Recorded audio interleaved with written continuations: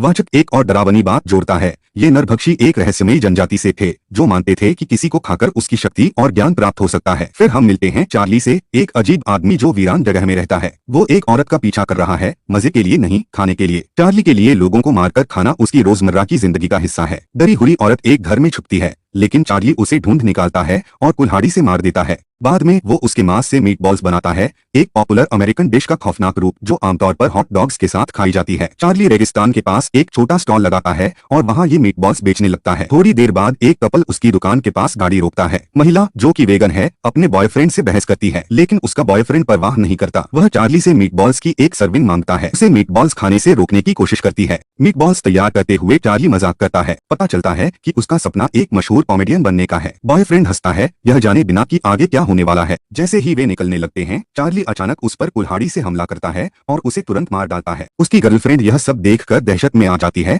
और भागने की कोशिश करती है। तभी एक कार आकर रुकती है। अंदर एक महिला बैठी होती है, एलेनोर नाम की। लड़की उसकी ओर भागती है, मदद की भीख मांगती है, लेकिन एलेनोर बेरहमी से इनकार कर देती है। क्यों?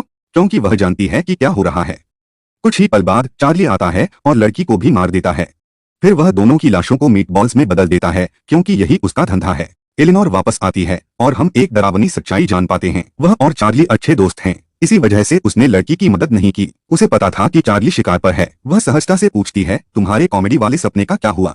चार्ली जवाब देता है, वो अब भी जिंदा हैं। मैं कॉमेडी को कभी नहीं छोड़ सकता। कट्टू नया किरदार क्रिस्टल, एक युवा गायिका जो एक फेस्टिवल में परफॉर्म करने जा रही है। ड्राइव करते हुए वह देखती है कि एलेनोर अपनी कार के खराब होने का नाटक कर रही है।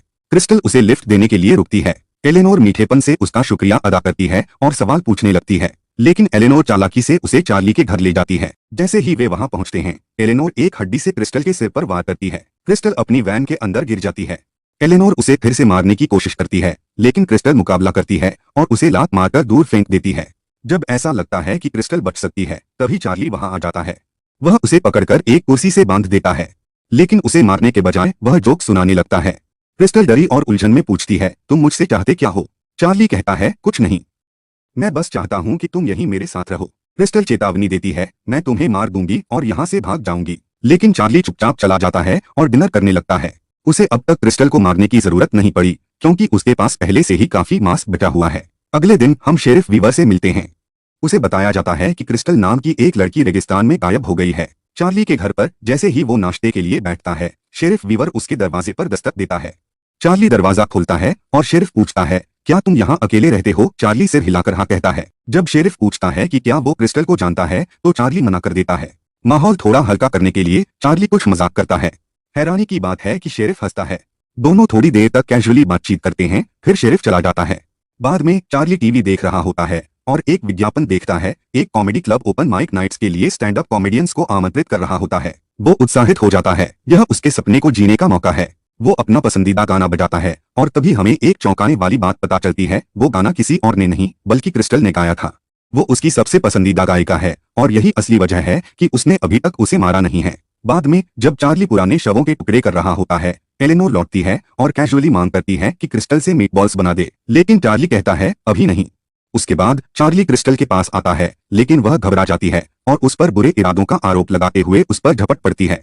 चार्ली शांत भाव से उसका मुंह टेप से बंद कर देता है और वहां से चला जाता है। उसी रात जब वह रात का खाना खा रहा होता है, टीवी पर क्रिस्टल की गुमशुदगी की खबर चल रही होती है। यह देखकर चार्ली जोर जोर से हंसने लगता है। अगले दिन दो खजाना खोजने वाले रेगिस्तान में होते हैं।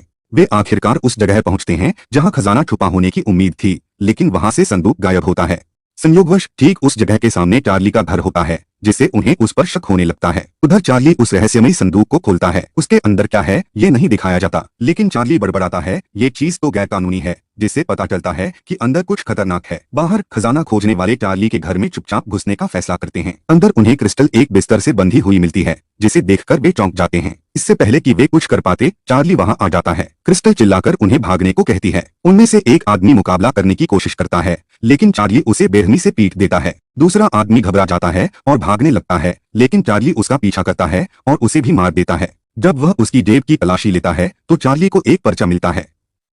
कॉमेडी क्लब वही जगह है जिसका सपना उसने हमेशा देखा था कि एक दिन वहां परफॉर्म करेगा। पता देखते ही उसका सपना फिर से जाग उठता है, लेकिन दिल के किसी कोने में वो अब भी नहीं मानता कि वो तैयार है। वो अंदर जाता है और आईने के सामने खड़ा हो जाता है। खुद को समझाने की कोशिश करता है कि उसके जोक्स अच्छे हैं, लोग हंसेंगे और उसका परफॉर्मेंस पसंद करेंगे, लेकिन अंदर ही अंदर उसे पता है कि वो अभी तैयार नहीं है। शक उसके दिल में घर कर जाता है और उसका आत्मविश्वास डगमगाने लगता है। बाद में वह क्रिस्टल के पास जाता है और उससे मदद मांगता है। यह सुनकर वह हैरान हो जाती है, लेकिन चार्ली अपने सपने के बारे में खुलकर बताता है और मानता है कि उसे मार्गदर्शन की जरूरत है। उसकी भावनात्मक ईमानदारी को देखकर क्रिस्टल उसे हिम्मत देती है और याद दिलाती है कि स्टेज पर परफॉर्म करना जोखिम लेने का ही नाम है। उसकी बातों से प्रेरित होकर चार्ली अपना साहस इकट्ठा करता है और क्लब की ओर बढ़ता है। अपने पहले शो से पहले शेरिफ वीवर और एलिनोर उसे शुभकामनाएं देते हैं। क्लब में चार्ली दूसरे कॉमेडियनों को परफॉर्मेंस की तैयारी करते हुए देखता है। वहां उसकी मुलाकात ब्रूस नामक बारटेंडर से होती है, जो उसे फॉर्म भरने को कहता है। चार्ली अपना स्टेज नेम लिखता है। चार्ली के परफॉर्मेंस के बाद क्लब की मालिक कैरी प्रभावित होती है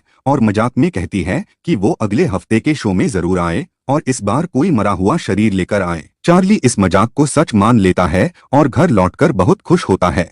वो क्रिस्टल को बताता है कि भीड़ को उसकी परफॉर्मेंस कितनी पसंद आई। वो उसे मोटिवेट करने के लिए धन्यवाद भी देता है। अगले दिन चार्ली सचमुच एक मरे हुए इंसान की लाश बैग में लेकर क्लब पहुंचता है। क्लब की दीवारों पर लगे मशहूर कॉमेडियनों की तस्वीरों से प्रेरित होकर वो और ज्यादा जोश में आ जाता है। कैरी उस लाश को एक स्टेज प्रॉप समझकर हंस देती है। जब चार्ली परफॉर्म करता है तो उसकी डार्क ह्यूमर वाली बातें लोगों को खूब पसंद आती हैं। जल्द ही लोग उसे कैनिबल कॉमेडियन, आदमी खाने वाला कॉमेडियन के नाम से पहचानने लगते हैं। घर वापस जाकर चार्ली बहुत उत्साहित होता है। जश्न मनाने के लिए वो क्रिस्टल के लिए एक पार्टी रखता है और उसे इंसानी मांस खाने के लिए मजबूर करता है। क्रिस्टल बहुत घबरा जाती है और मना करती है, लेकिन चार्ली उसे फिर से बेडरूम में बांध देता है। एक और शो में चार्ली नोटिस करता है कि दर्शकों में एक आदमी बहुत बदतमीजी कर रहा है। वो बाकी कॉमेडियनों की बेइज्जती कर रहा है और उनके जोक्स को बकवास बता रहा है। एक परफॉर्मर चार्ली से कहता है कि आज की भीड़ बहुत घटिया है। जब चार्ली की बारी आती है,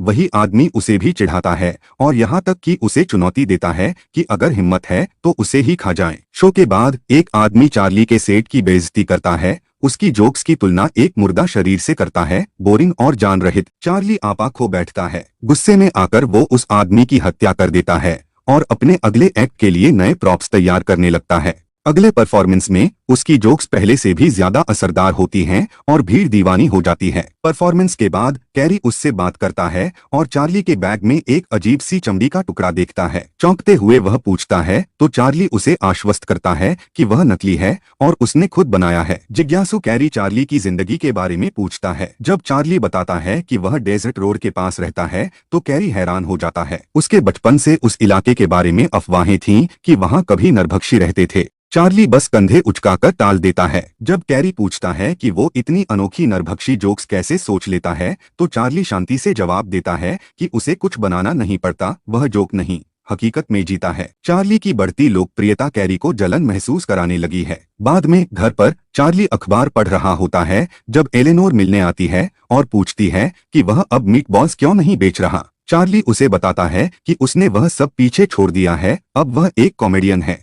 हालांकि चीजें धीरे धीरे धीमी पड़ने लगती हैं।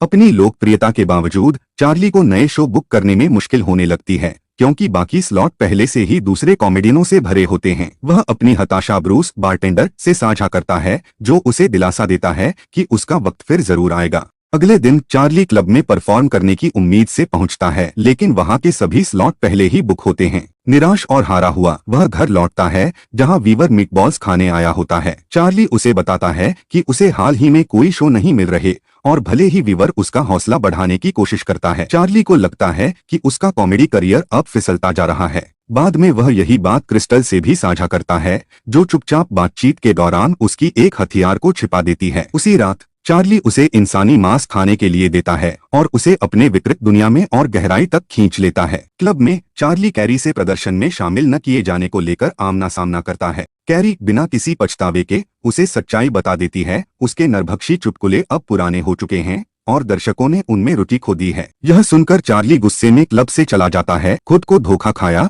और अपमानित महसूस करता है। घर पहुंचकर वह क्रिस्टल पर गुस्सा निकालता है और अपनी जिंदगी बर्बाद होने का दोष उसी पर डालता है। वह कहता है कि अब जीने का कोई मतलब नहीं रह गया, लेकिन क्रिस्टल उसे समझाने की कोशिश करती है, याद दिलाती है कि उसकी चुटकियों में अब भी ताकत है। जबकि चार्ली टूट रहा होता है, कैरी एक बड़े कॉमेडी शो की तैयारी शुरू कर देती है। गिर गए झूठे सबूतों के बीच, हालांकि उसके सहकर्मी उसका साथ नहीं दे रहे थे, फिर भी उसने कमरे के अंदर टिप्पणी करना शुरू किया। कुछ लोगों का कहना था कि उसने तुरंत ही चार्ली के बारे में अंदर की बातें साझा कर दी। बाद में उसी दिन कैरी वापस लौटी, लेकिन उसे नहीं पता था कि चार्ली उस पर नजर रख रहा था। उसने लगातार हमला किया, उसके पैर जख्मी कर दिए और उसे घर वापस ले गया। जब कैरी ने सच्चाई देखी तो वह चौंक गई। उसे एहसास हुआ कि चार्ली सिर्फ उसे फंसा ही नहीं रहा था, बल्कि वह उन सभी को भी जिंदा रखे हुए था। डर के मारे कैरी ने अपनी हर चीज छोड़ दी, जिसमें उसका संगीत भी शामिल था, लेकिन चार्ली को रोका नहीं जा सकता था। जब हालात गंभीर हो गए तो क्रिस्टल ने धुएं का सहारा लिया खुद को बचाने के लिए, फिर चार्ली पर हमला किया और भाग निकली। भागते समय उसने एक ऑडियो रिकॉर्डिंग की जिसमें कैरी का संगीत और चार्ली के अपराधों के सबूत थे। वह सीधे उस बैंड की ओर बढ़ी और फिर एक झटके के घेरे में खुद की मौत का मजाक उड़ाते हुए प्रदर्शन किया। एलिनोर अभी भी जिंदा थी और क्रिस्टल के प्रदर्शन से प्रभावित होकर वीवर चार्ली के घर पहुंचा। घायल कैरी ने मदद की गुहार लगाई, लेकिन वीवर ने उसे ठुकरा दिया। अगर आपको यह रहस्यमयी और सख्त यात्रा पसंद आई हो तो शेयर करना और सब्सक्राइब करना न भूलें। और भी डार्क कॉमिक्स और यादों के लिए हमारे साथ जुड़े।